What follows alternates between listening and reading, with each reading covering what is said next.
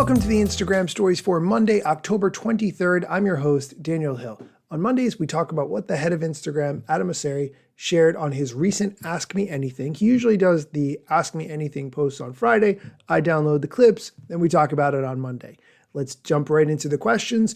You seem to be testing a lot. How do you decide what features to test? Seems random. I agree. The features that they do test do seem kind of random, except for threads. The threads features they do actually all make sense to me because almost every single thread feature is something that X, formerly known as Twitter, already has as a feature. So those make sense. Anyway, here's the answer to the question, how do you decide what features to test? So in general, we test most things before we launch them because we want to make sure they're working as intended and that they're actually valuable and useful in the first place. On threads, though, because we're trying to move very quickly, we sometimes actually just launch and have a small holdout to make sure that we didn't break something, and then we turn that holdout off quickly thereafter. But it depends on how much risk there is involved and how confident we are in the idea and on the reception that we get from the market. Next question, and I like this one. Why would a creator use Instagram versus Threads? What's the difference? I think it should be obvious that Threads is more for text-based conversation, where Instagram is more for graphics, videos, images, things like that. But you could certainly post videos to Threads, and that would be fine. You could post images to Threads, and that would be fine. You could post text on your Instagram story and screenshot it and make it an Instagram feed post, and that's okay too. So I understand why this question is being asked. Here's the answer. Instagram is better for visual media sharing. So if you are creative and you're making photos or you're making videos, even if they're not precious, perfect ones, but just little stories that you are of what's going on in your daily life that you want to share with your friends, Instagram is better. Threads is better for public conversations. So if you're looking to engage in a public conversation about a topic, maybe it's sports, maybe it's fashion, maybe it's reality TV, Threads, I think, is just fundamentally better for those types of conversations. I agree with what he's saying. Threads is good for joining conversations, but with Instagram, you can start the conversation. Isn't that better to start the conversation as a fundamental differentiator of announcing to the world, here's what I think, do you think the same thing, or what do you think about it? And then you inspire that conversation? I don't know, just my idea. The next question is along similar lines. How do you think creators should balance content on all the different apps out there? Historically, I've said on this show multiple times, and I will continue to say it, try to create content that you can reuse for as many platforms as possible and post it everywhere. If you spent time to craft something, whether it's a video, and it can become a TikTok, a reel, a YouTube short, post it on Twitter, post it on Threads, but you made the content, post it everywhere. Don't waste it. That's my opinion. Here's his answer. It's tough. There's a lot of apps out there, and each app offers multiple things at this point. I think it's important that you don't stretch yourself too thin. You don't need to use all the tools and all the apps. But also, I think a lot of creators are getting wise to the fact that it's useful to diversify, to not have everything just in one feature in one app either. And so what that balance is and where the right place on that spectrum is for you as a creator will depend on how much time you have, what you're trying to get out of the platform or the platforms, etc. So you got to experiment with that. But I don't try and use everything and don't use just one thing. I think it's a simple answer. Okay, we are going to take a quick break. When we come back, we're going to talk about broadcast channels, threads, close friends, page insights, and a bunch of other things. Are you ready to monetize your social posts and ride the instant shopping trend? Check out BecauseILoveIt.com, known as Billy. I've connected with them recently, and I'm loving their vision to empower influencers. Whether you're on Instagram, TikTok, or any other platform, Billy is where you can create your own online store to feature products you love. The best part is that brands reward you with a commission on every sale. Easy as that. Visit BecauseILoveIt.com/Daniel Hill to join Billy and get $100 in free credits to share with your audience.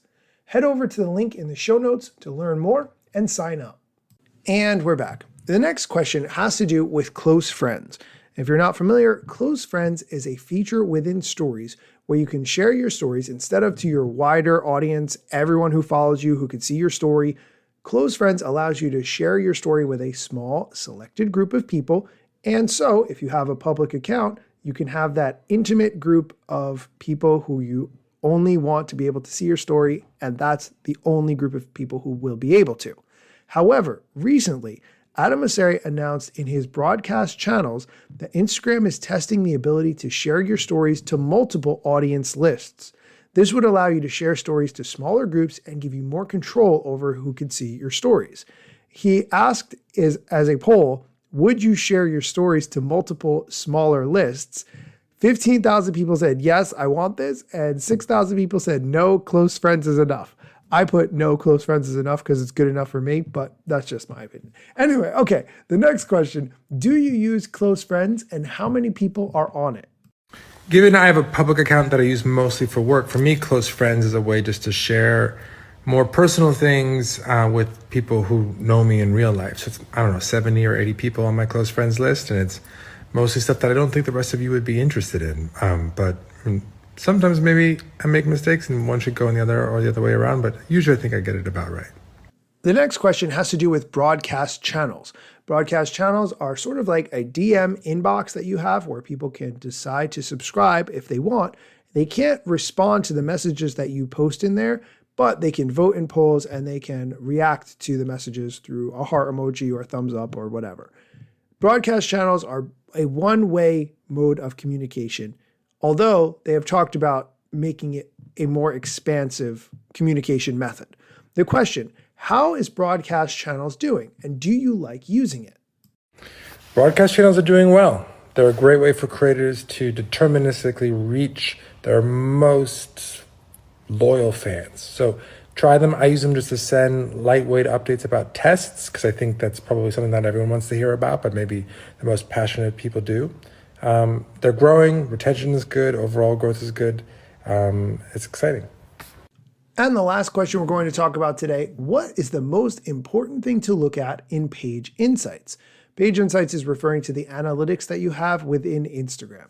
I would say personally that the most important thing to look at are the non-followers who are seeing your posts, because that's showing you how well you're doing in terms of either shares or people finding you from the Explore page. Here's the answer to the question, what's the most important thing to look at in Page Insights?